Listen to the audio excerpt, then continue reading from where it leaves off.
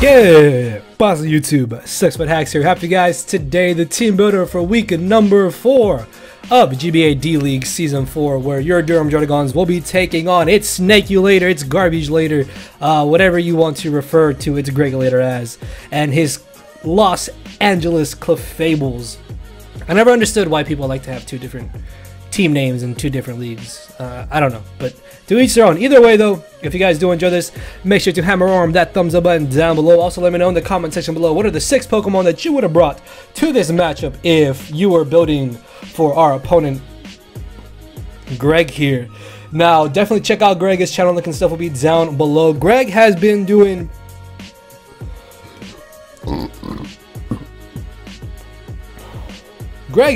very interesting this season of D League. I think he is currently 1-2. He lost his first 2 weeks, and he's won his 3rd week. So hopefully we can beat Greg and we can go on 4-0 and not let Greg be 2-2 this time around at this beginning of the season. But Greg's an awesome guy, guys. Definitely check him out. Really nice person on camera. You guys should know him behind the scenes. No, I'm just joking. Greg is pretty all right. But yeah, with that being said, let's take a look at our matchup, which is going to be down below in the right hand corner. Now, if you guys may have missed my team builder from last week, not doing face cam or Wi-Fi for week 3 or week 4, because by the time this goes up, I'll be still on vacation with my family. So week 5 should be back to normal, like face cam and doing Wi-Fi team builders in general. So yeah, hope you guys don't mind. If you do not mind, then you know what to do. So let's take a look at the team matchup down below us, or down in the right hand corner, I should say. I'm so used to saying yeah because I normally put on the face cam. Anyways, this is kind of a tough matchup for us. Like, the biggest issue going into this game, I feel like, is the fact that Greg could very well hazard stack us, which means that something like Life Orb, well, not Life Orb, but I feel like something like Specs Greninja, if he's able to get up his hazards, is going to be kind of problematic for us to deal with. SD Mega Scizor, which he has really enjoyed using in a couple of his matches I've seen, could be absolutely terrifying. Trapping Heatran and potentially Taunt Toxic Gliscor could also be very, very annoying. We legitimately only have one real answer for Manchow, so I really expect Manchow to come. He basically needs to bring Musharna. Otherwise, Mega Medicham just kind of comes in and I get a free kill. Like, I firmly believe he's going to bring Musharna. If he doesn't bring Musharna and we have Mega Medicham, as I said, it just comes in, clicks a stab, and he basically needs to sack something. Yanmega could be a little bit annoying if he were to bring it. I honestly don't expect Goodra or the Quilladin, although somebody in my front office did say that Quilladin could potentially come just to try and hazard sack us, because our hazard removal is Serena and Rotom Frost. Serena, which doesn't really have a good matchup, but Rotom Frost does have a decent enough matchup if we were to bring that. So I do have to be very careful if he is going to bring Quilladin.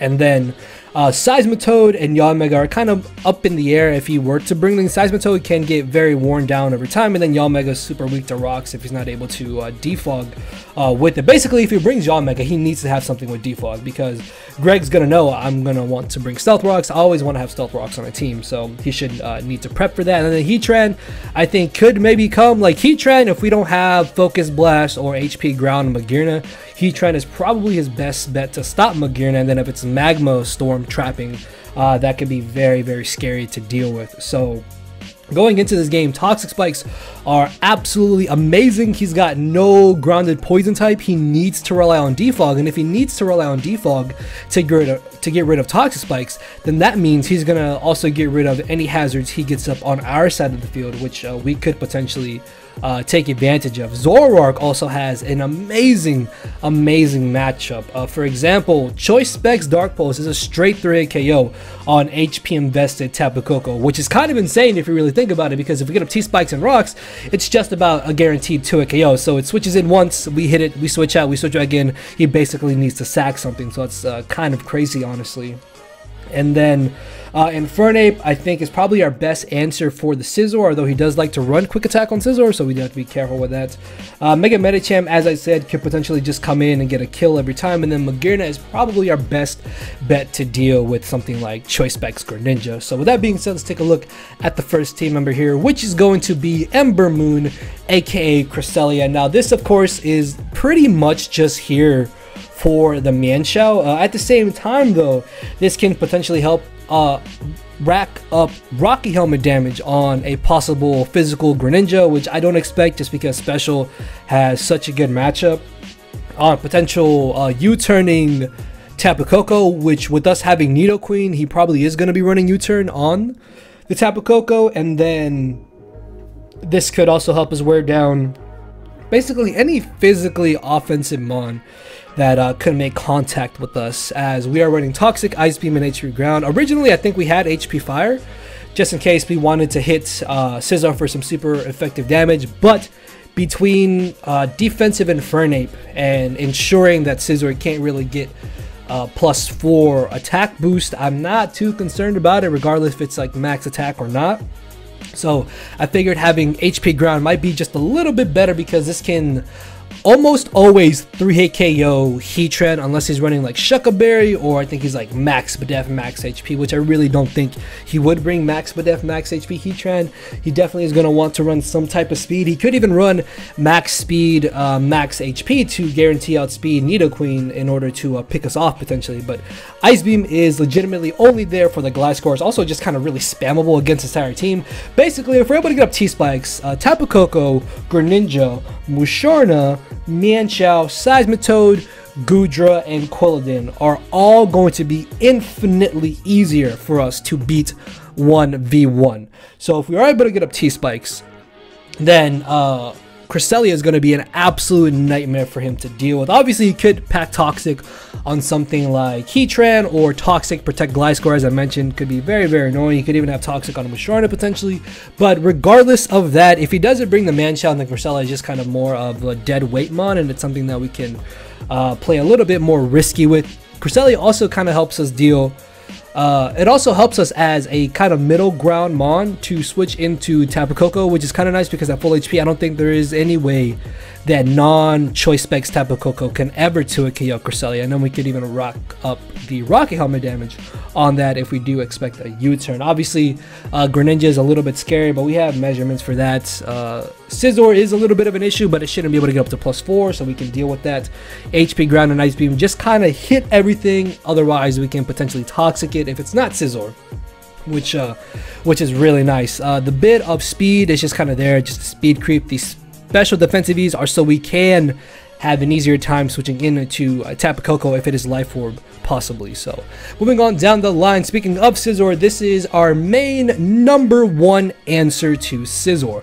So long as he's not something like Adamant Max Attack, which I really don't think he would bring Adamant Max Attack. I think it would make some sense for him to potentially be Spadef invested or physically defensive investment, but he's definitely going to have a lot of HP investment. I don't think there's much reason for him to run a lot of speed on Mega Scizor, so it would make sense that he would want to bring a more a bulky setup set. And if he's got Defog, then he's not going to have Sword Dance, and the same thing kind of goes for Gliscor, where if it is Defog Gliscor, then I doubt he's going to be set up, or I doubt that he's going to be like Toxic, Protect, Earthquake, Mono attacking with Defog.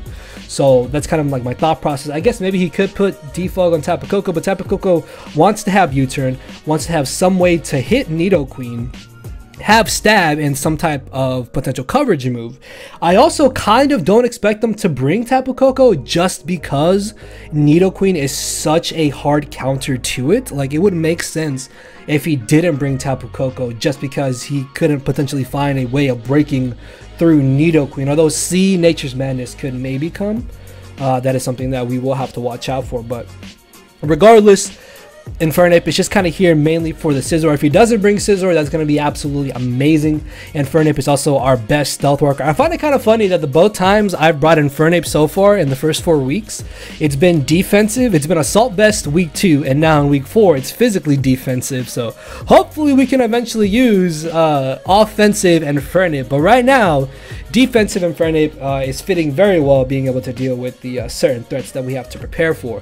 So close combat and flamethrower just just about hit everything for neutral or super effective damage. Close combat alone, with our 28 attack investment, allows us to 2-hit KO non-Choppleberry Heatran, which I don't think he would bring Choppleberry, either Leftovers, Protect maybe, or like Shuckaberry makes a lot of sense. And then we can also 2-hit KO max HP, very minimally defensive invested Goodra, which is going to be really nice because if he thinks that he could switch in, then we can 2-hit KO them and pressure them. Slack Off is of course there to be able to have some type of recovery, and then Stealth Rocks are going to be really nice to get off chip damage on Greninja, Tapu Koko, Scizor, Gliscor, non-regenerator Mienshao, and Musharna, as well as getting off 50% of HP on the Yanmega, which could be a little bit annoying depending on how things go. So our next team member is going to be Drew McIntyre, aka Zoroark here.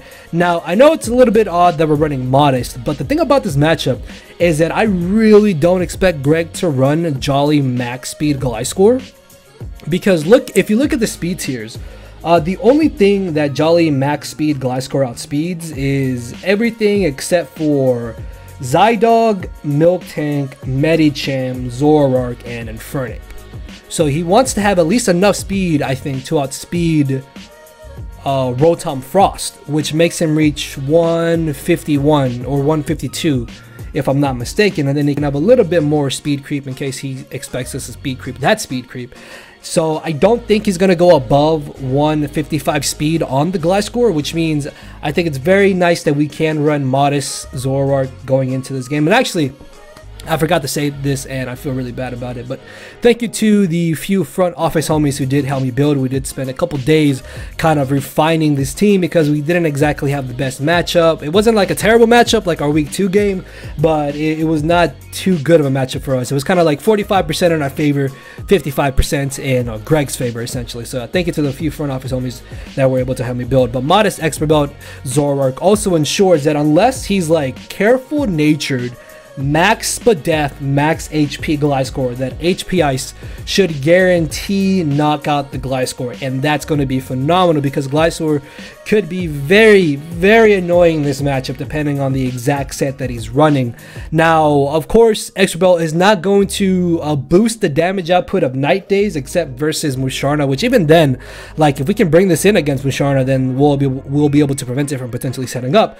But Modest Night Days still does pretty good damage to just about everything. Yeah, we're not hitting Tapu Koko as hard if we were Modest specs, or even timid specs for that matter, but we're still going to be doing really respectable damage with it. Flamethrower is, I think, only there for the Scizor. It's also kind of a nice little middle ground move if he loses his Greninja, or if he doesn't have Seismitoad, or if they're really low enough, then I can just kind of click Flamethrower, potentially pick something off, or 2-hit KO whatever switches in. Grass Knot is legitimately only there for the Seismitoad because I don't think we have any other real form of hitting it on the squad. I would have liked U-turn potentially on the final slot here, but it's not that big of an issue, I suppose. Like having at least some type of way to guarantee a potential OHKO on Toad is really nice. And then I guess Grass Knot also does hit his Greninja, but for the most part I really hope Zoroark puts in a lot of work. I feel like I've been using Zoroark well enough this entire season, and then I feel like in this match it could really shine and maybe get some extra KOs or just kind of pick things off. So next off we have Bret Hart aka Alamamolo running a nice more specially defensive set.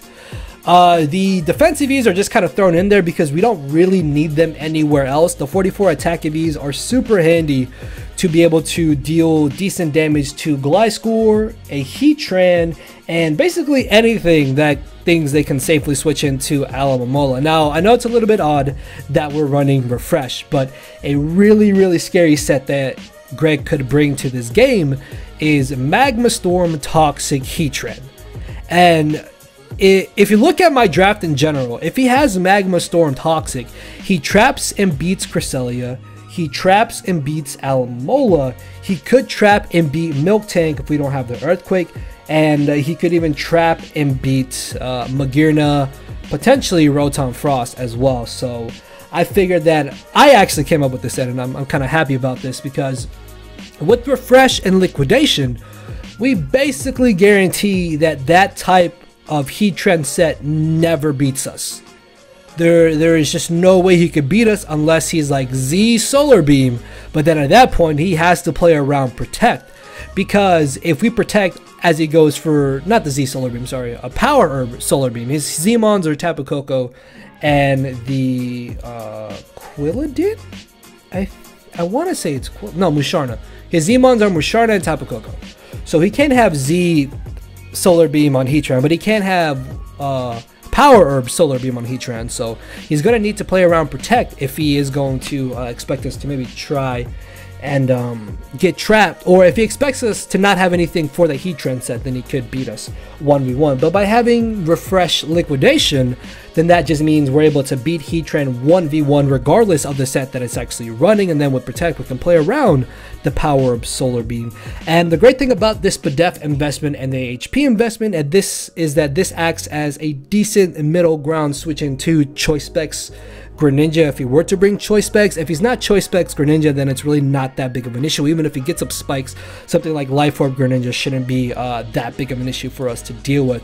But for the most part, the Alomomola is just kind of here to deal with the Heatran, hopefully pass off some massive wishes to our Mons, and be able to check Greninja. This, like Cresselia, if we get up T-Spikes, Alomomola can just beat so much of his team, and that's really amazing, honestly. Like, yeah, Scald would have been nice over Liquidation, but then we do practically nothing to Heatran, and if he has Protect on Heatran and he's like very specially defensive, it doesn't even matter if we have Refresh, he might be able to stall us out of Scalds. At least by having Liquidation, we have a decent strong enough stab that can hit the Heatran on its lower defensive stats, and that could be very good for us. So I'm hoping that this Alomomola will be able to put in a little bit of work here, and much like as I mentioned earlier, with us having Infernape here, SD Scizor coming in on this is really not that big of an issue in my opinion. I think it's really not that problematic. So our next team member here is going to be the one set that I'm actually really excited for, and I will give all credits to one of my front office homies, Mr. I Am Wombo. He mentioned this, and the more I looked at it and the more I thought about it, I really thought that this was an amazing set. It's not physical Scarf Nidoqueen, but he said that Choice Scarf Nidoqueen could actually be really good this game.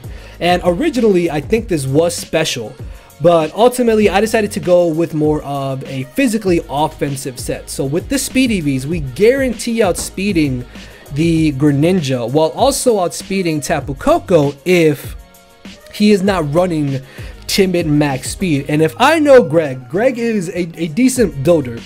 I don't know about his battle skills, you guys can be the judge of that. Well, no, I'm joking.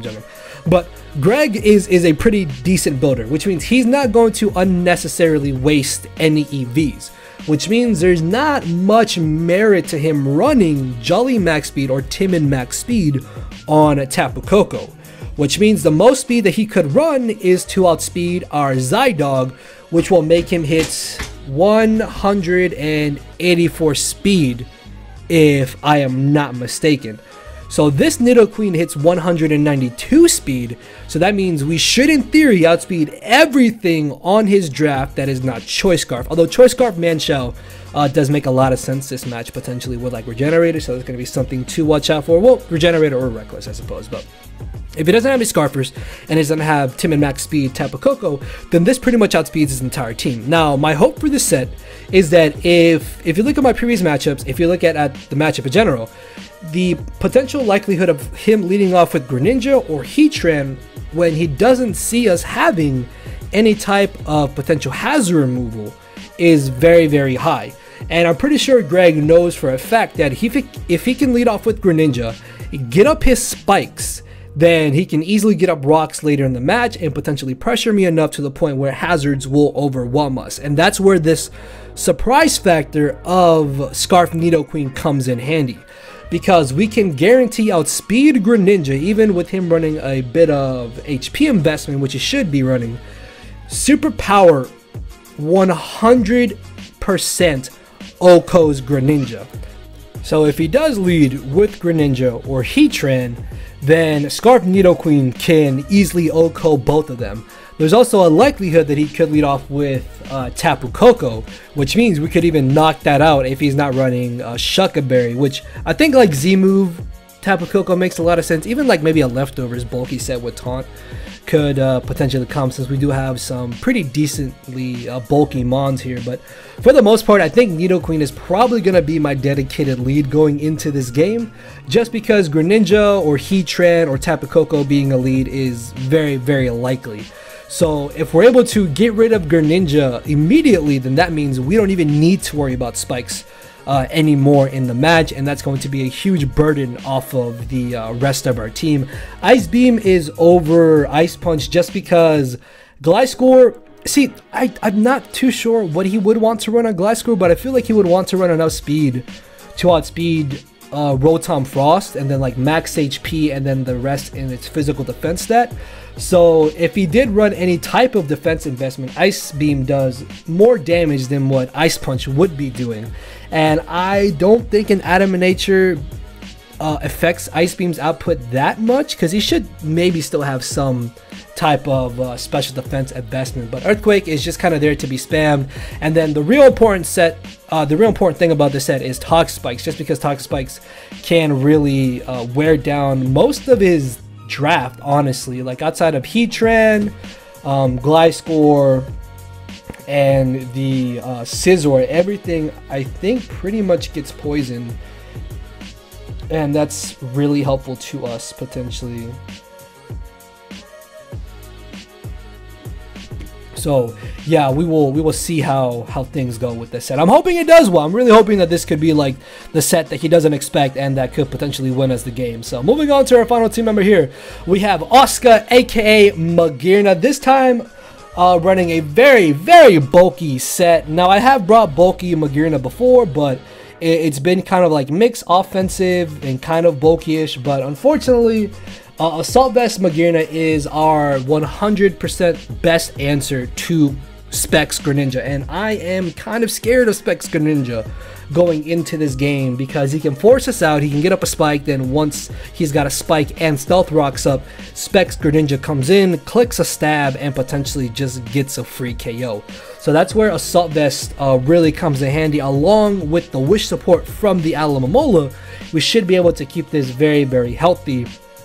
And that's really all the Magearna is here for. If we are able to surprise KO Greninja with Nidoqueen, then that is going to make our Magearna a little bit more expendable, which is actually kind of nice, because then we don't have to play so safe with it. We don't have to kind of keep it in the back to ensure Greninja doesn't go to town on us. So yeah, we have Volt Switch to be able to pivot out against the Heatran potentially, or just gain momentum, Floral Cannon for stab, HP Fire for the Scizor, and then Ice Beam is legitimately only there for like a potential coverage move.